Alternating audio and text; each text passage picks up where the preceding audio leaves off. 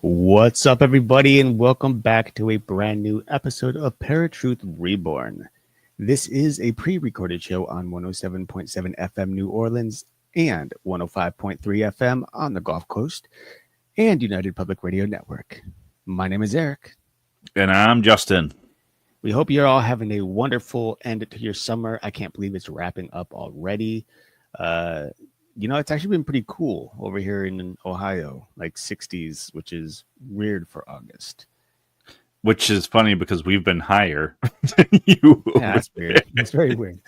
We've been kind of up and down. So I know. So we've been in the 70s, like high 70s the last 3 days, but then we're dropping back into the mid to low 60s starting Thursday.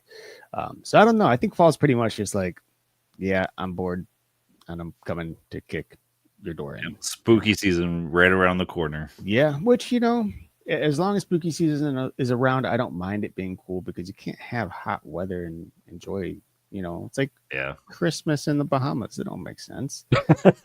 Unless you're in the Bahamas and you grew up there, then maybe it does. And then it makes a little,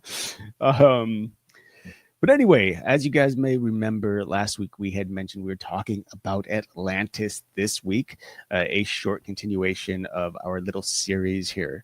Now, Atlantis is one of the greatest mysteries of human history. The questions are just, there are tons of questions about Atlantis.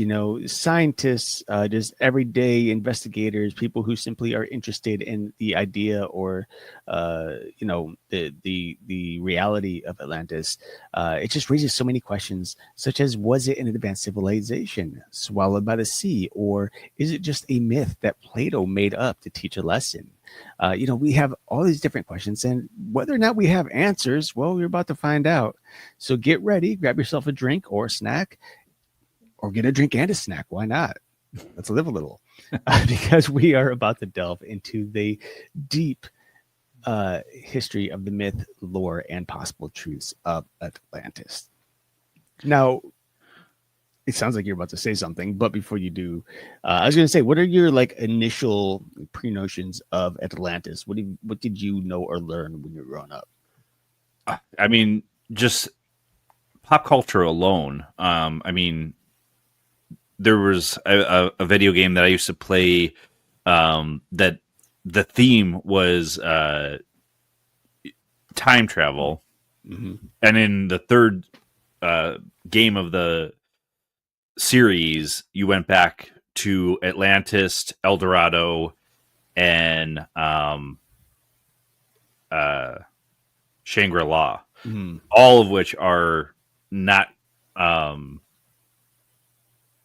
factual in history that these civilizations existed, other than depictions of them from third parties, basically. Right. And I mean, you just mentioned Plato is the one for Atlantis, but I've always kind of felt it was real, but there's no physical proof per se, and we'll get into it a little bit. One of them being, the ruins that they find in the ocean, but I can kind of touch on that as we get into the history, because I found out something recently that I didn't know. Okay. Atlantis has been one of those things that has obviously been discussed pretty much our entire lives. Literally our entire lives, and so much longer than that. But it's something that you and I have discussed over and over and over again throughout the years. And each and every day, almost every day, I see something online about Atlantis and lost civilization, whether it's a documentary or it's just simply questions on Reddit or on some paranormal forum, and the simple truth is, just as we know, there's so much of our sea unexplored. Like, there is more of our sea, of our oceans, that we do not know about than we do of space, which is kind of wild, right? And so with that said, we see all these civilizations that have been drowned out by the ocean. When the waters rise, it claims everything. And we know that Earth is really good at claiming itself back. It takes over cities. It takes over structures that have been abandoned. It's not something that's waits around to do it either. It's done within a month or two. Everything turns green or it gets washed away. Yeah. And of course, we keep seeing new finds, like you said, new archaeological finds on various places. And some of these places, we don't even know what they are. Like there are structures at the bottom of the ocean, statues of people and various types of figures and animals. And where exactly they came from or who they belong to, nobody knows. But it's clear that there was some sort of structure, some sort of maybe city-like thing that was there once upon a time that either fell into the ocean or was, maybe it was engulfed during the Great Flood or during a tsunami of some sort. But when it comes to the origins of Atlantis itself, or at least the story of Atlantis, we have to date back to Plato's dialogues. They're written around 360 BC in particular, and manuscripts themselves describe Atlantis as a powerful empire located west of the Pillars of Hercules that sank into the sea after a natural disaster of earthquakes and floods. This was an event recorded by Egyptian priests to the Athenian statesman Solon or Solon? I believe it's pronounced Solon. Yeah, that's what I thought. Now, the island itself was larger than Libya and Asia Minor combined, featuring a central city with a temple to Poseidon. And surrounded by that was a plain, basically crisscrossed by concentric rings of canals and ditches and fed by mountain streams and artificial waterways. Now, the island was incredibly wealthy, as we've heard over, centuries at this point, and basically possessed timber, abundant resources, and precious metals like oracle, or kelk, I think is how that's pronounced. But its people also grew corrupt, angering the gods and leading to their destruction and the island's sinking. And one thing that I do want to mention, like he does give a bit of a kind of a map to where this would be located, right? He gives us kind of an area in which it was surrounded by cities and mountains, things like that. Like so many times we have people searching the depths of the ocean, the deep depths. But we have to remember that if that were the case, and these mountains that also were feeding these streams into Atlantis, they would have to be engulfed too or be torn down. And so we know it was by earthquake and flood that this supposedly disappeared. And what's really interesting to me is that, according to scripture, if anybody knows, and it's not just in the Bible, it's recorded history of the Great Flood. There's evidence surrounding us everywhere. Basically, when it happens, not only is it raining, but the earth springs up springs of water that help to engulf it, which means there are these cracks in the earth that formed basically an earthquake, right? In which water came spewing up and out. So we hear earthquakes and floods in the Bible, and here's this city. We know those floods are sent to destroy wicked things God didn't like, things that were troubling him because the world, or humanity in particular, was growing wicked. So I do find that very interesting that, again, the story of Atlantis does line up, at least in terms of its fallen state. The backstory, right? Yeah. It kind of lines up. Now, where exactly it's located is the big question, because we have so many questions about so many things. Like, where's the Garden of Eden? Where did that exist? And we have a map to that as well, and yet we have trouble pinpointing it. Right, we still can't place it. Yeah, right. And that's what baffles me about all of this too. Is even though we have a roadmap, there's so many different locations that supposedly are theories of where it's located. Well, and that's just the thing. Is like, so right now we're describing this based on Plato's original manuscripts, right? But over the years, it's kind of like, as we talked about telephone, just like any myth or legend, it grows and it grows because when it's told from one person to the next, things change or things are added, things are taken away. Mm-hmm. And so instead of just focusing strictly on Plato's manuscripts, we're also trying to cross-reference it with other possible stories that represent Atlantis as well. And so now you're getting this mixed bag of various various explanations Mm, of where yeah. it could have been located, which naturally has scientists and explorers alike dotted all over the map trying to find it. And you will hear that some people say Atlantis is way up north. Some will say it's way down south. Some will say it's at the equator. Some will say, it's off the coast of the United States. While others say, oh no, it's over, near Sicily. There's just so many different places, and it's all because people are interpreting the evidence that they have differently. Yeah. And that's why I hate the game telephone. Yeah. So the one thing that I found fascinating is that this actually kind of got buried and then re-emerged during the Renaissance in Europe. The Critias was largely unknown in the Latin West during the Middle Ages and only fully emerged with the arrival of the Byzantine scholars and Greek manuscripts during the Renaissance. So were these stories buried? Was it just, countries conquering each other and manuscripts being misplaced and then all of a sudden found or buried, whatever? Well, yeah, I mean, it could be either of those. It also could be they destroyed the original manuscripts of where this exact location was and they try to memorize it, but memory gets foggy after so long. Or as people write it down, it's changed. Again, similar to telephone, you pass the manuscripts on from one person to the next. They recopy it and they change things here and there a little bit. Not to be facetious or make it, unrecognizable and hard to find, but because people have different ways of describing things. It's like, why is there, we go back to the Bible. Why are there 4 gospels telling the same story 4 times over? Matthew, Mark, Luke, and John all tell a story slightly different. But when you take a step back and look at it as a whole, you realize that they're all the same exact story. It's just the author's personality, perspective, shows, the perspective of how things and shows like how or why things have changed in certain areas. And a lot of those changes are very small. And I think that's the same thing here with Atlantis. If it did exist, the changes that we're seeing today that we don't know are changes are actually very small compared to the originals.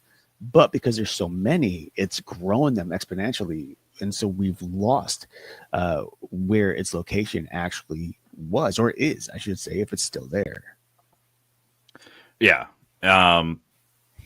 So we'll get into the different locations. The one thing I didn't find, and maybe it's in the areas that are described, but it didn't say Bermuda. It, like we talked about last week with the Bermuda Triangle, they claim that maybe Atlantis is the responsible party for the Bermuda Triangle having these anomalies. Right.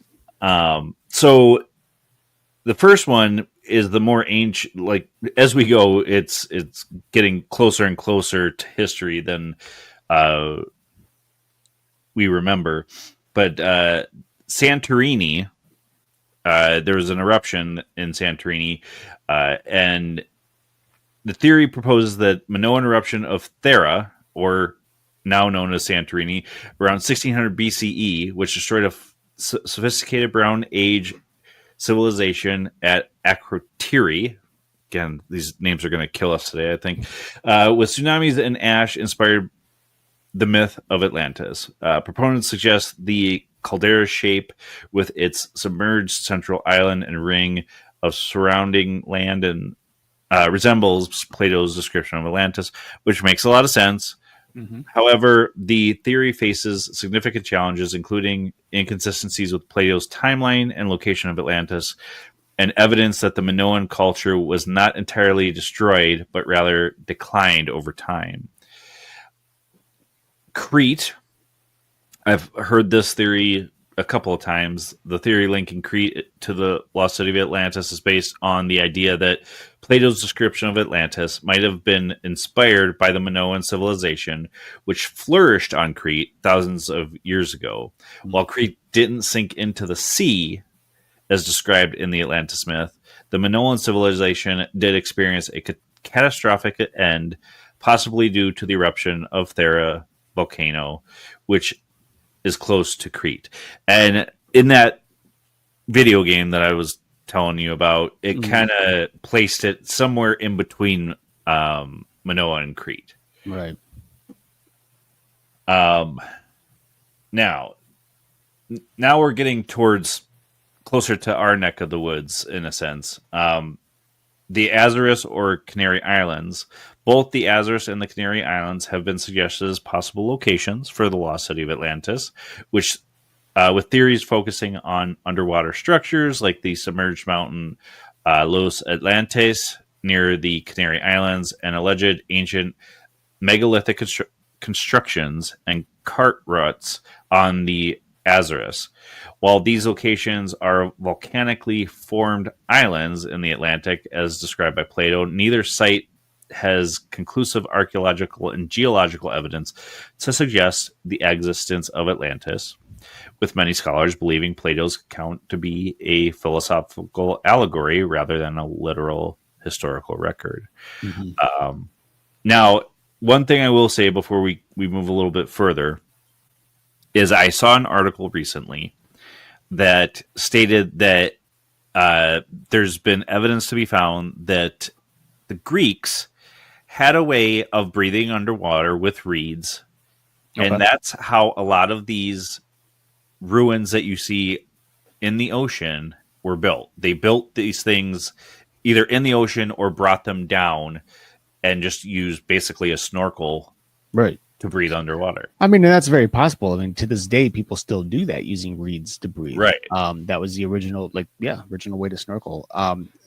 Whether or not it's hard to say, because like they would have had to have some sort of, in this case, especially considering it's the sea. So we're talking about salt water here, an ability. They would have to have the ability to see as well, which means they would have had to form some sort of goggles, right?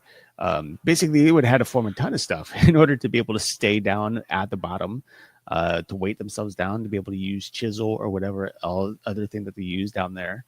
And whether or not the formations or the rocks that they used or whatever other building materials that they used were already there to begin with, or they had to move them from the land into the sea to build it. There's a lot of technical issues here, and it kind of reminds me back to like Egypt. Like how did they build the pyramids, right? Right. And so there's this really strong belief, though, that Atlantis was very unique in its ability to be technologically advanced among all of the other civilizations, right?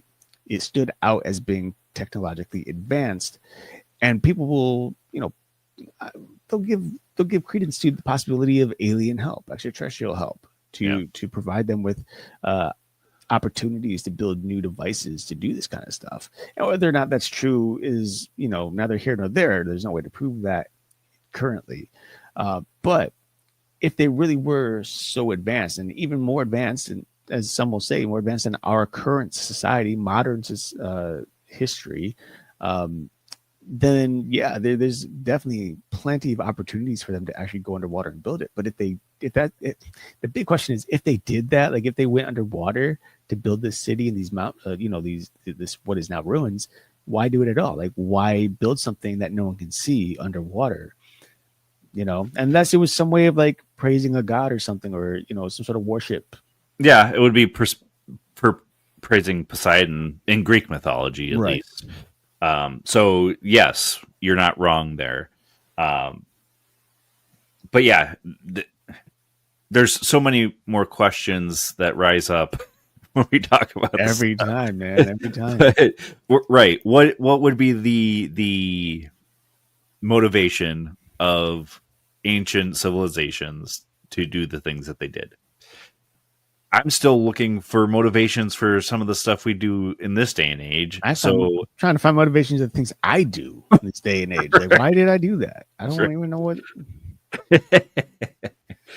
All right, we got two more locations here, and the last one will make a lot of sense to me as to the location, but we'll get into it.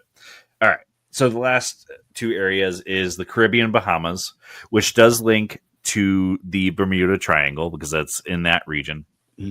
It just does not bring up Bermuda as the actual area. Bimini Road and Edgar Casey's prophecies. The Bimini Road is an underwater geological feature off the coast of Bimini, Bahamas, consisting of large rectangular limestone blocks that resemble a road or wall. Its discovery in 1968 coincided with a prophecy from psychic Edgar Casey that a portion of Atlantis would be revealed near Bimini around that time, leading to speculation that the formation is an ancient ruin of the lost city. While some geologists suggest the blocks are a natural formation of beach rock, which makes sense to me, others believe their arrangement indicates human construction, but consensus remains elusive. Yeah. So that's part of our issue here with Atlantis as well, is the constant arguments from scientific and archaeological digs, whether that's ocean or whatever, that are conflicting, which causes people to believe that Atlantis isn't real at all. We're just arguing about this. Right. And I don't know if you've ever, some of you actually probably have seen it, but if you've seen the road, like pictures of this road that Justin was just talking about, it does look like something that should be man-made because it is very uniform, perfect blocks. These are 90-degree angles all around. So that is indeed very interesting because we don't typically see that in nature. Things tend to be a little more rounded, especially when they're in the water. It slowly erodes things away, rocks away. So the fact that this particular area is built the way that it is does seem very suspicious. But again, there has been, as Justin said, scientific support in which these things could very well be natural elements to our Earth. And, I can't remember exactly how they said it would happen, but it's something that is very unique within the water systems in particular. So it's hard to say whether something is man-made or natural without actually being there or at least being able to tell, like using various sonars as to what type of chisels or tools are used on them, through various pictures or whatever that they do. Could be due to tectonic plate changes too. I mean, it could be, but even that's kind of weird because, like, you look at these photos and it looks like a brick street. It's all weird. Like if you guys know what a brick street looks like, there's a lot here in Cleveland. That's what it looks like, and it's just not normal for the Earth to like break up. I don't know. I was about to say the Earth to break up Earth. I guess I'm not gonna say it break up itself, but that also doesn't make. It's just weird. Okay. Yeah. It's just weird. I've had a long day, guys. Sorry. All right. The last theory here is that Atlantis is actually in Antarctica.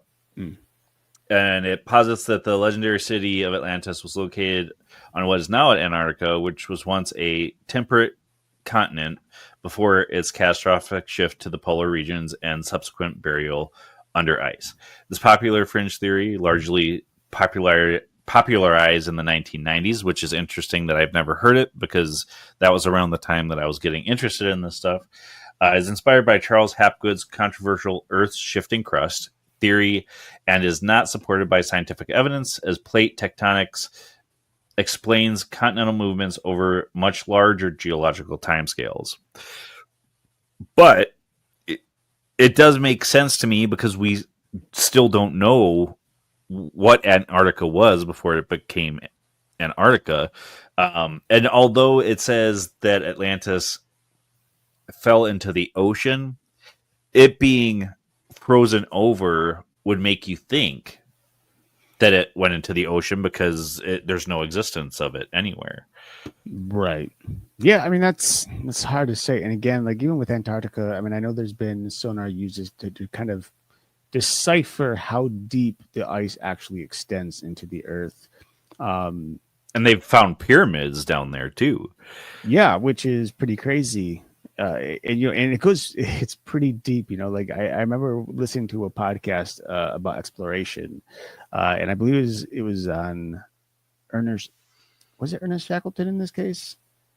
I want to say it was. I could be wrong. But basically, it was early days of exploring the South Pole, trying to reach the South Pole, and they were using horses to move stuff. Which on ice and snow, you don't use horses because there's a lot of pressure individually pressed into the earth with hooves. You're supposed to use like sleds and use sled dogs and stuff, something Right. lighter. And so these animals, these horses, they'd be running, galloping through Antarctica, trying to get to the South Pole, and then all of a sudden the horse would just disappear into a hole, and there was no end. Like they just disappeared, and we see that even now today with sinkholes. People who just fall into a sinkhole, you look down, they're gone. There's nothing there. It's tremendous just how deep the Earth goes and how deep this ice goes. So who knows if that is the case, it may be miles below the surface. And in that case, we probably never reach it anyway. On top of it, though, I do want to say, like, there was a time when all the continents were located. They were all central in one giant mass land, right?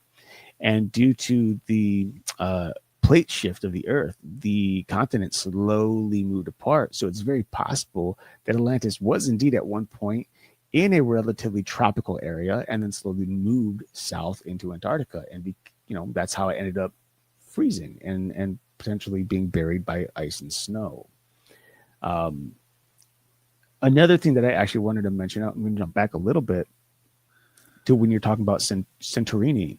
The description of Atlantis basically being a central island and having a ring surrounding the land. Anybody know what Pompeii looks like? Because there is speculation that Atlantis is indeed Pompeii. There hasn't been enough evidence to prove it, but it is eerily similar in terms of the description of how it looks. Well, I know Shelley's been to Pompeii, so we'll have to ask her. But Pompeii didn't sink at all, right? Well, it was just covered in lava, right? As far as we know, I mean, basically, like, what was the what was the volcano? Vesuvius in 79 AD. It basically sent out a nasty ash cloud that froze people in time.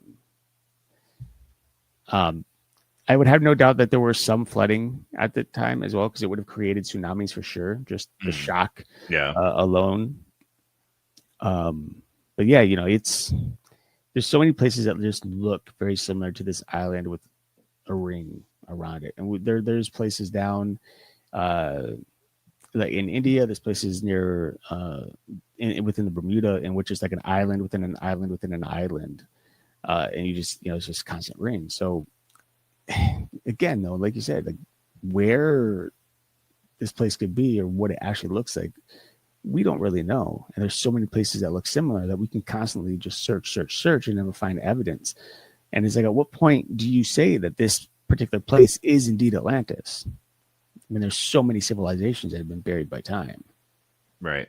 Well, and that raises the question, were these real locations linked to Plato's story or retrofitted to the theories which humans do time and time again to prove their theory is that, well, it says in the story, so by this evidence, this is where this whatever is. Right. All right. Why don't you go over the archaeological evidence? Okay. So when it comes to the archaeological evidence, there are things for and against. Now, archaeological discoveries, in particular sunken cities and lost civilizations, have been there's been a lot. Okay, there's been quite a few cities that have sunk into the oceans, to say the least. And there's plenty that are currently sinking, and not only into the oceans, but in our own backyard. What is it? Is it South Dakota, or where's that one city that's currently sinking into a lake? That's Devil's Lake. Devil's Lake. And the reason that it's called Devil's Lake is the city had already been consumed by the lake, and they claim that the devil did it. Got it. But yeah, but we have things like that. Like the again, the earth is constantly consuming the land. The water does not want to stay where it is, right? But anyway, with some of these archaeological discoveries, we have first and foremost Petri, which is Greece. It's the oldest known submerged city in the world, about 5,000 years old in particular, Bronze Age town off the coast of Greece, which remains remarkably intact. Then we have Thonis Yes. Heracleon. My goodness gracious. And Canopus, which is in Egypt. Now, these important ancient Egyptian ports in the Nile Delta sank due to seismic activity and rising sea levels, with many intact statues and temples that have been discovered. Another one is Outlet Yam, which is in Israel. And this is, again, another ancient, in this case, Neolithic village, swallowed by the Mediterranean Sea. Now, its remains are an important source for understanding early human settlements. But again, it just tells us that there are plenty of places that get sunk or gobbled up, right, by the oceans.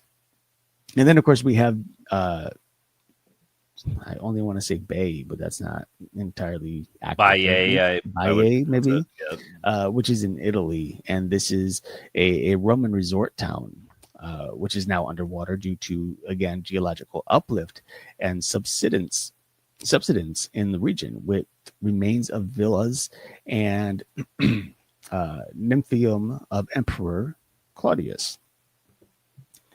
And the list keeps going on. Dwarka of India, an ancient city found in the Gulf of Cambay, featuring pillars, city grids, and ancient artifacts, adding again to the mystery of its origin and age. And then Lion City in China, also known as Xichang. This ancient city in particular was artificially submerged to create a reservoir and is now a popular diving site. And then we have Port Royal in Jamaica, a Caribbean pirate city that sank in an earthquake in 1692, offering a glimpse into the piratical era. Now, there are various reasons, again, as to why these places sunk and why various cities, towns, countries even, begin to sink. One, of course, is geological possibilities, the tectonic shifts among our Earth, tsunamis, which we have seen plenty of over the last 15 years, basically, which just happened not too long ago due to an earthquake. Rising sea levels. Again, we're talking about climate change. But then there's this lack of direct evidence connecting anything to Atlantis. You see, people don't know what exactly was at Atlantis. We have a small description of what it should be or what it could have been, but we don't have any examples of what had existed at any given time. So if we were even to find Atlantis without having a name that says this is the city of Atlantis, and we can date it, carbon date it to being around the time that Atlantis would have existed, we simply don't have proof that it is indeed Atlantis. On top of that, there is, of course, plenty of scientific skepticism. I don't think even just scientific skepticism. I think it's just a natural skepticism among people everywhere, because Atlantis, again, is one of those things that has been told to us as a tale since we're infants, basically, right? We all heard of Atlantis at some point or another, at least most of us have. And it has often been described as being a myth and has been used in literature and pop culture as a myth, as this place that is kind of like a fairy tale existence here among the earth, a place that is unlike any other place in the world. And so with that, there's just skepticism as to whether or not Atlantis itself ever really truly existed, because we have yet to see any description of it, not only of Atlantis itself, but in any other culture. Most cultures, they'll acknowledge another culture around them or of some far away country or state due to its power and strength. Oh, there's the tail. Yep. Yeah. He's been up here the whole time, but he's just moving around now. But yet we've seen nothing here, right? There's just been no indication that Atlantis has existed ever. Yeah. And then, of course, oh, yeah, go ahead. Oh, I was just going to say it's only been like us all on the fringe area theorizing what this was. Right. And yeah, so when it comes to, the fringe beliefs, the simple fact, or I should say, the simple fact that Atlantis as an advanced civilization or even an extraterrestrial linked society isn't really a fact. Like, it's just something that has to be speculation. Like, even nowadays, we've been seeing, more and more increases in UFOs, right? And we've talked about this many times here on this show. And yet we don't have significant 100% infallible proof that these UFOs are extraterrestrial in nature. All we know is that they're these interesting objects that are seen in the sky by our eyes, by our cameras. And that's it. So to say that Atlantis was indeed, this hypothetical major city above all the others that was advanced technologically and even linked through extraterrestrial societies kind of just puts more of the skepticism, I think, on the plate. Because this thing, like this city, has so much surrounding it, so much pulled into it. It's like this can't be real. It couldn't have existed. Well, and yeah, I mean, literally the wording that you used, fringe belief. There's a huge difference between belief and scientific fact or evidence. So that really boils down to that Atlantis and culture and paranormal circles is kind of leading this belief system in Atlantis. And there's so much stuff in pop culture and film, literature. Like I mentioned, it was a PC video game, like Disney's Atlantis, Aquaman, that's the DC side, Namor, which was the Marvel side. It's bringing all of this back to the forefront of people's minds, and in that we are leading our theories, quote unquote, by pop culture. You've got also the esoteric traditions. Atlantis is theosophy, New Age, and psychic readings. Paranormal connections with advanced crystal technology, which in my mind, we have advanced crystal technology now. Right. It may not be the advanced crystal technology that the theories are talking about, but energy sources and psychic powers or abilities. And then it really brings the question, how modern conspiracy theories and spiritual movements link to Atlantis. And so what are your thoughts on that? Like, is this, because we have so many different conspiracy theories out there saying, there's stuff that's being suppressed and whatever. And it's not that I don't believe that certain things are being suppressed. But with the spiritual movement and conspiracy theories coming up into modern day and making it more prevalent that, Atlantis was real, we're just being told it wasn't, blah, blah, blah. What are some of your thoughts on that? I mean, if for whatever reason that Plato wrote, the initial story of Atlantis, I think at this point is insignificant, right? It exists in the minds of humanity because of the power that we poured into it, and it's like Pompeii, or I'm sorry, I'm thinking of something regarding Pompeii right now, but if Atlantis, or I think that Atlantis is kind of like this ideal world that I think people would want to live in themselves, right? a place that is at the peak of all civilization, so highly advanced, so technically driven, so more or less perfect city of gold type of thing, right? We're talking like heaven on earth in a way in some cases. And because it's been made so extravagant over the years, I think there's just this misunderstanding or misideal of what it could have actually been, right? Like Atlantis, if it did exist, may not have been any more technologically advanced than any other civilization around the world. But because it disappeared, and we have this one particular story from Plato, I think people just pour into it and pour into it and pour into it, hoping that they'll be the one to find this giant treasure, right? That's what it is at this point. It's a treasure hunt. And whoever gets it gets all the spoil and riches. But yeah, I mean, it's used in pop culture. It's used in film and in literature, and it's constantly added to in its ability to outdo the rest of the world. And then on top of that, like the idea of the advanced crystal technology, energy sources, all that stuff, that all comes back to the whole extraterrestrial thing. Mind you, in the beginning of the Bible, in particular Genesis 6, and we talk about the sons of God, in this case, angels coming down and bearing women, children. We talk about the Nephilim, right? These are heroes. These are giants. They were renowned.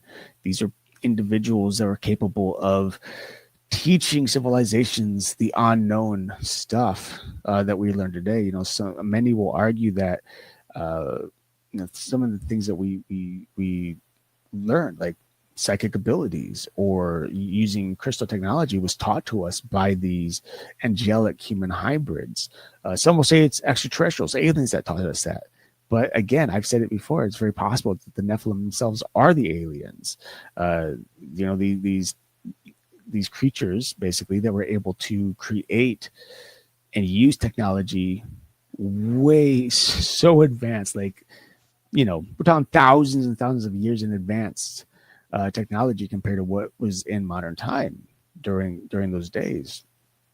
And if that's the case, then, it's very possible that if Atlanta was indeed a real place and it was built as big as it was and had the technology that it did, then maybe there was something there helping them out. Like, how can a single type of human have that type of power and yet not exist, like cease to exist? There had to be a reason to their downfall. Like, even if Atlantis fell into the ocean, there should have been survivors. It wouldn't typically just happen overnight. Unless it did. And that goes back to my biblical statement at the beginning of the show. Well, so you're saying more an ideology, if Atlantis was real, an ideology that it was a utopia, not that it actually was. Right. Well, and so not to add to the conspiracy theory, but in the game I was talking about, it really emphasized the extraterrestrial part, because it was a time travel game, but it was also, we've made contact with aliens, extraterrestrials, because they warned us that this technology would be harmful. But that it was two warring races of extraterrestrials that destroyed Shangri-La, El Dorado, and Atlantis. They didn't go into other lost civilizations that have been supposedly advanced civilizations for their time, but it was really pushing that theory that it was extraterrestrials that caused the destruction. Right.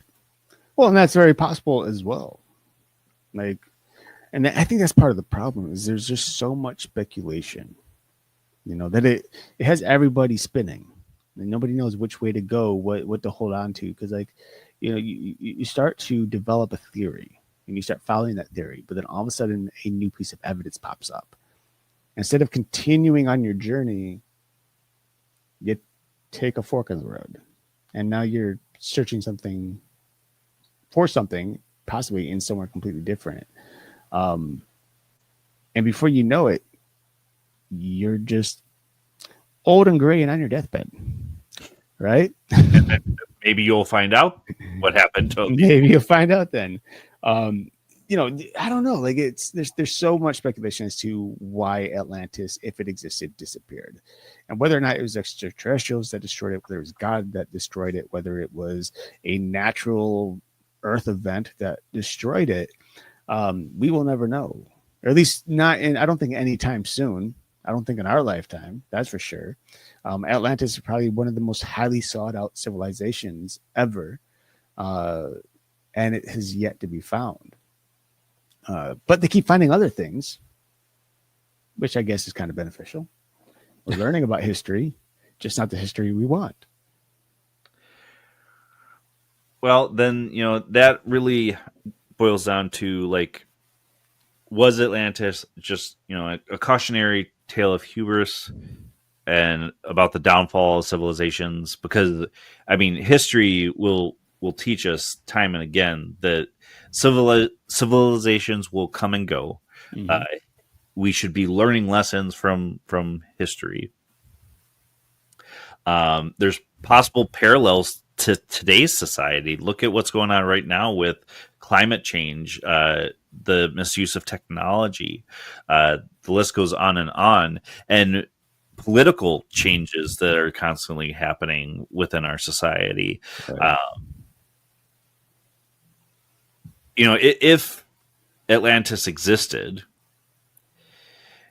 and really we can just leave it up to you guys if it did or didn't. We'll kind of give our final thoughts about it. But what lessons should we take from it? Like, should we be looking more at how we are living today and kind of adjust? Because if Atlantis was destroyed because it was too advanced, say it was extraterrestrials, they felt that, or maybe Atlantis was an experimental city, let's say, by extraterrestrials, and it got too powerful because we somehow just figured out how to use the technology of the extraterrestrials against them. Do we need to kind of slow down in this society today? We've been through several ice ages on this earth. I shouldn't say we. The earth has been through several ice ages. So with climate change that where we're at right now, maybe we start preparing for a possible small ice age. What does that look like? We don't know. But I really want to hear you guys' thoughts on that too, because it's one of those things that we can just sit here, speculate all we want, but I would really love to hear other people's thoughts. So we did a poll before today's episode, and basically it was, do you believe Atlantis was real? There was yes, no, I don't know, or not sure, but I would love to speculate. And the majority was not sure, but I would love to speculate and hear the theories. Well, I mean, there's no doubt it's fun to talk about. Right. Fun to think about.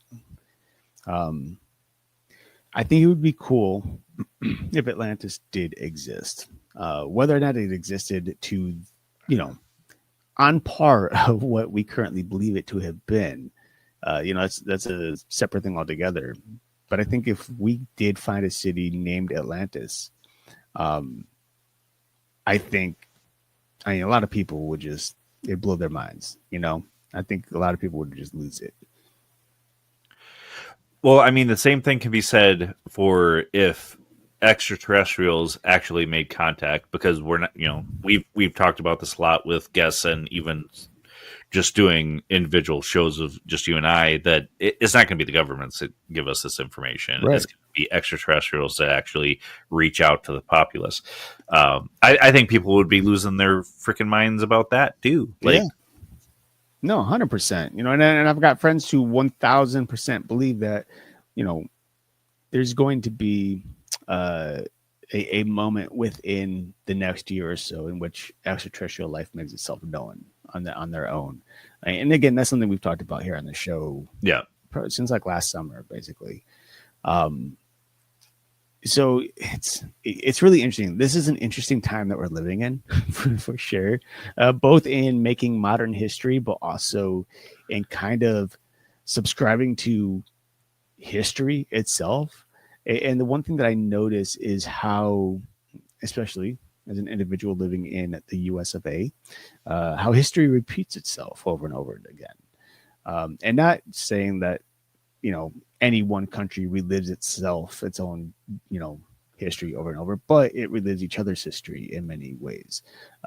And again, it reminds me of the scriptures. Like there's going to be rumors of wars, and there's going to be earthquakes and disasters, and these are all going to be growing pains, things that make us think the end is coming, but the end isn't going to come, because instead it's going to come like a thief in the night. Basically, we're not going to know when it happens.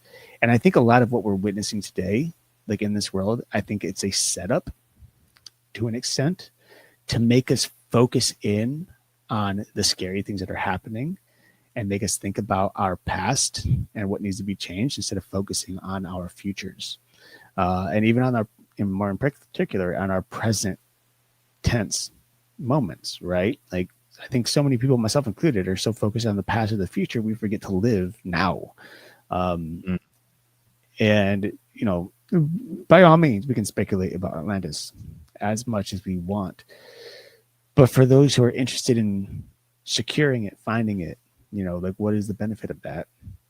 I think is the question we need to ask. But also, what can we learn from it? What can we learn from the story of Atlantis? Like, at what point do we raise ourselves too high on a pedestal? There's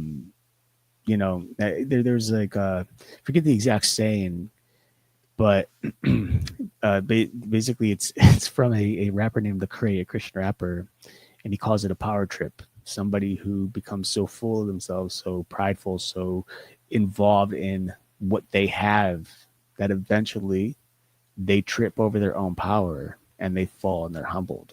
And I think if anything comes to light here regarding Atlantis, is that if it existed, became so big, so magnificent, that it started to boast about itself instead of helping other civilizations and cities and countries around it, that eventually it tripped and destruction came its way. Whether it was by their own hand or someone else's, who's to say? But I think that's something we need to take away from here. There's a reason Atlantis doesn't exist today. Why is it? Well, and there is that quote that, of course, I don't know who said it, but those that do not learn from history are doomed to repeat it. Right. Mm-hmm. We're seeing time and time again that history repeats itself. Not to the exact letter per se, but we are constantly repeating history, because I'll just say the higher ups don't want to learn from history. Like Erik just mentioned, they're just worried about power. They don't care what happens. And that's pretty sad, because we should be growing as a people, not declining. Right. Not to make it all political. No, I'm totally not. I'm seriously just saying humanity as a whole, we're not learning from history. No, for sure.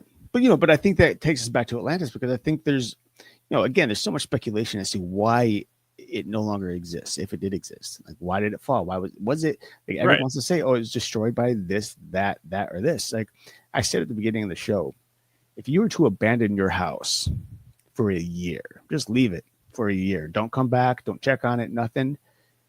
When you come back, I bet there's vines coming up out coming up the side of the house. You got trees growing and destroying the foundation. You probably have animals living inside of it. That's after a year, right? Probably looks completely different. So there's a good chance that whatever civilization existed in Atlantis, the Atlanteans, maybe weren't as powerful as they thought they did. And a rival came, destroyed and plunged the city, it became a ghost town, and the Earth took back what it's rightfully belongs to itself. Right? If there was no one there to tend it, maybe that's why Atlantis disappeared. Either the people there were destroyed, or they just simply left, and they erased history themselves. And we're going to make that your final thoughts. That's fair. That's fair. I'm not going to even ask because I don't want to hear no but. Okay. Well, I hope you all have enjoyed this. Share your theories and thoughts with us, whether it's comments on wherever you're listening or watching, on social media. Email us. We love to get emails from listeners. paratruthradio@gmail.com. Get on our website, paratruth.com. You can message us that way as well. Even leave us a voicemail if you like. And if you want us to play it on air to share your theory, we can do that, or we can just leave it for ourselves and be happy with that. Mm-hmm. Make sure you like, share, subscribe wherever you listen. Again, this has been a pre-recorded show on 107.7 FM New Orleans, 105.3 FM on the Gulf Coast, and the United Public Radio Network.